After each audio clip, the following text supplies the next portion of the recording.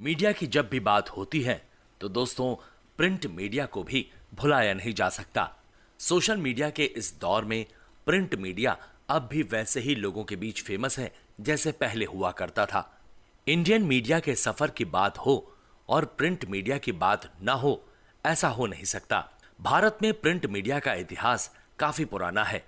राजा महाराजाओं के दौर से पत्रकारिता होती आ रही है। हालांकि उस दौर की पत्रकारिता और आज की पत्रकारिता में जमीन आसमान का फर्क है।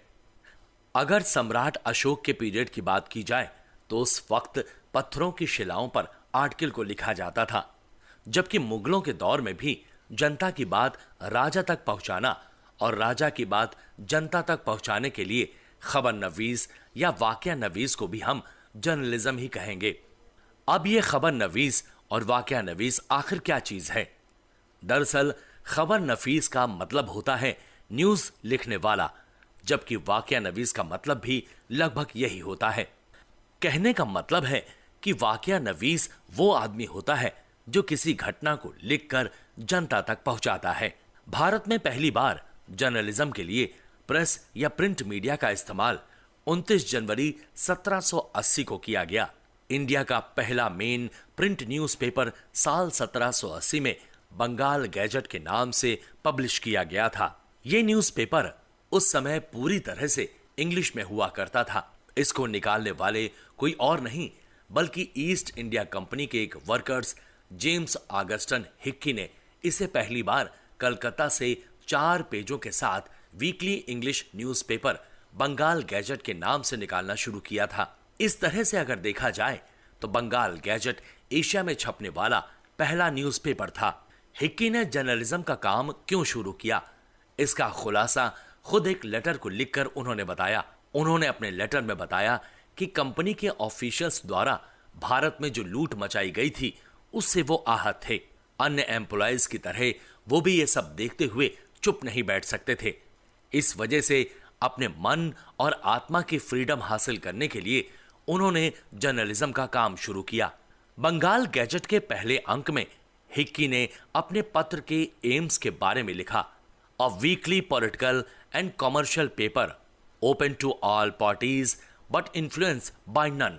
हिंदी में ट्रांसलेशन ये हुआ कि इसमें राजनीतिक और वाणिज्यिक खबरों के अलावा इस पत्र में शादी ब्याह और अन्य तत्कालीन सामाजिक विषयों जैसे बाजार भाव आदि की भी जानकारियां पब्लिश की जाती थी। इस प्रकार न्यूज के लिए क्यूरोसिटी हिक्की ने ही पैदा की थी। लेटर टू एडिटर कॉलम की शुरुआत करने का श्रेय भी बंगाल गैजेट को ही जाता है।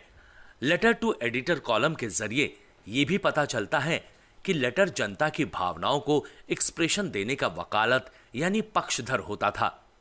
ये एक डेमोक्रेटिक सोच को दिखाता था। हालांकि ये न्यूज़पेपर केवल 2 साल तक ही चल सका।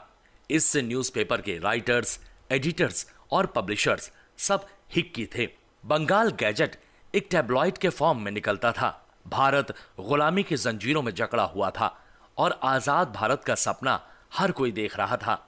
ऐसे में ये न्यूज़पेपर ऐसे लोगों की आवाज बनकर सामने आया जो अंग्रेजों को यहां से भगाना चाहते थे।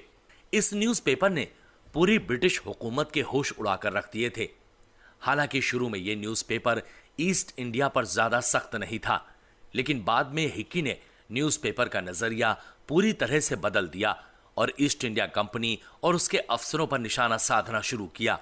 ऐसे हालात में ईस्ट इंडिया कंपनी की नींव हिलना तय थी। हिक्की ने अपने न्यूज़पेपर के जरिए ईस्ट इंडिया कंपनी में फैले करप्शन को उजागर किया। इतना ही नहीं, ईस्ट इंडिया कंपनी की नाकामी के साथ साथ करप्शन का बड़ा आरोप लगाकर ईस्ट इंडिया कंपनी की मुश्किलें बढ़ानी भी शुरू की थी। नतीजा ये हुआ कि ईस्ट इंडिया कंपनी ने उन पर बड़ा एक्शन लेते हुए जीपीओ के जरिए न्यूज़पेपर भेजने की फैसिलिटी को उनसे छीन लिया। मीडिया हिस्ट्री पर गौर करें तो उस वक्त हिक्की ने हैसिटंग्स की उनकी वाइफ और मुख्य न्यायाधीश सर एलएच एमपी के बारे में चरित्र हनन संबंधित बातें अपने न्यूज़पेपर में पब्लिश कर दी थी। इसकी वजह से उनको इसकी भारी कीमत चुकानी पड़ी। उन पर केस भी कर दिया गया और मानहानि का मुकदमा चलाया गया। यहां तक कि आरोप सिद्ध होने पर उन्हें भारी जुर्माना तक लगाया गया। इससे भी बात नहीं बनी तो उनको जेल में डाल दिया गया। इतना सब कुछ होने के बावजूद हिक्की टूटे नहीं बल्कि और मजबूत हो गए और अपना काम जारी रखा। उधर नाराज यूरोपीय लोगों की अगुवाई में करीब 400 हथियारबंद लोगों की भीड़ ने हिक्की के प्रेस पर अटैक कर दिया। हिक्की जेल से बाहर आने के लिए पूरा जोर लगा रहे थे, लेकिन पैसा ना होने की वजह से उनको जमानत नहीं मिल सकी और जेल में उनको रहना पड़ा। उन पर चले मुकदमे में एक आरोप में 1 साल की कैद और 200 रुपए जुर्माना भी लगा। वहीं एक और केस में मुख्य न्यायाधीश ने वॉरेन हेस्टिंग्स को 5,000 रुपए क्षतिपूर्ति के रूप में चुकाने का आदेश भी पारित किया।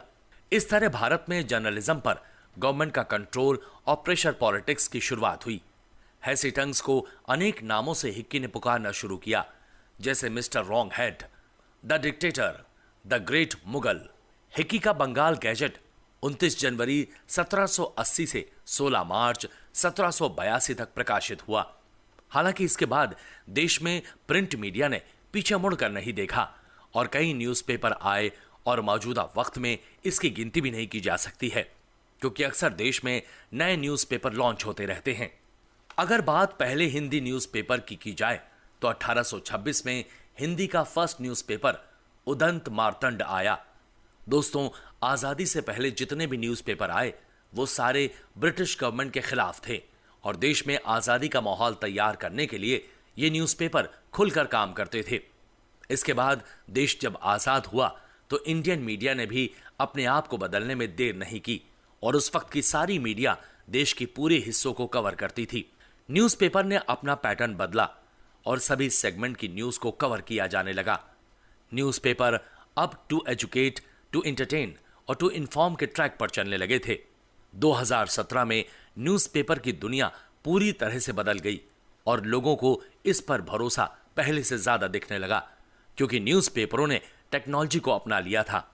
ऑडिट ब्यूरो ऑफ सर्कुलेशन यानी एबीसी ने 10 साल 2006 से 2016 में एक आंकड़ा जारी करके यह बताना चाहा कि कैसे लोगों में न्यूज़पेपरों को लेकर भरोसा कायम हुआ है।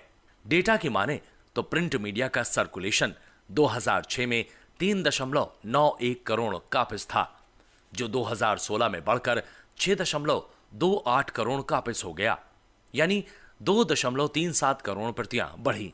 प्रिंट मीडिया के सर्कुलेशन की दर 37% थी और लगभग 5,000 करोड़ का इन्वेस्टमेंट हुआ।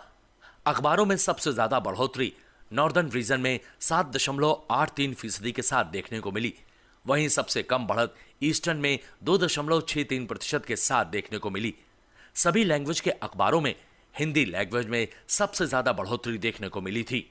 दोस्तों, इस डेटा को देखने के बाद आप कह सकते हैं कि मौजूदा दौर में प्रिंट मीडिया कमजोर जरूर पड़ा है और न्यूज़पेपर को इलेक्ट्रॉनिक वेब, सोशल मीडिया कड़ी चुनौती पेश कर रहा है। वहीं डेवलप कंट्री यानी विकसित देशों में न्यूज़पेपर को लेकर लोगों की सोच में बदलाव आया है और ये लोग न्यूज़पेपर के बजाय दूसरी मीडिया की तरफ जाना ज्यादा पसंद करते हैं। लेकिन भारत में आज भी इसका उल्टा है। साल 2011 की लिटरेसी को देखने के बाद पता चला कि भारत में लिटरेसी रेट बढ़ा है 2001 की तुलना में, यानी इंडिया के लोग अब एजुकेटेड हो रहे हैं। ऐसे में वो तमाम तरह की जानकारी लेने के लिए प्रिंट मीडिया पर ही भरोसा करते हैं। प्रिंट मीडिया के फ्यूचर अब बेहतर हो रहे हैं। हालांकि हम ये कह सकते हैं कि प्रिंट मीडिया का पूरा फ्यूचर कहीं ना कहीं हिंदी और रीजनल लैंग्वेज पर टिका हुआ है। प्रिंट मीडिया को भले ही आज की डेट में चुनौती मिल रही हो, लेकिन आज भी लोग किसी भी सूचना को तभी पक्का मानते हैं जब तक कि न्यूज़पेपर में ये छप नहीं जाती। प्रिंट मीडिया को लेकर कई तरह के एक्ट बनाए गए हैं और इसी एक्ट को देखकर न्यूज़पेपर में खबरें पब्लिश होती हैं। ऐसे में जब भी कोई न्यूज़ पब्लिश होने जाती है तो उस वक्त सारे एक्ट को ध्यान में रख लिया जाता है कि यह क्या किसी एक्ट का उल्लंघन तो नहीं है। इसके बाद ही उसको पब्लिश किया जाता है।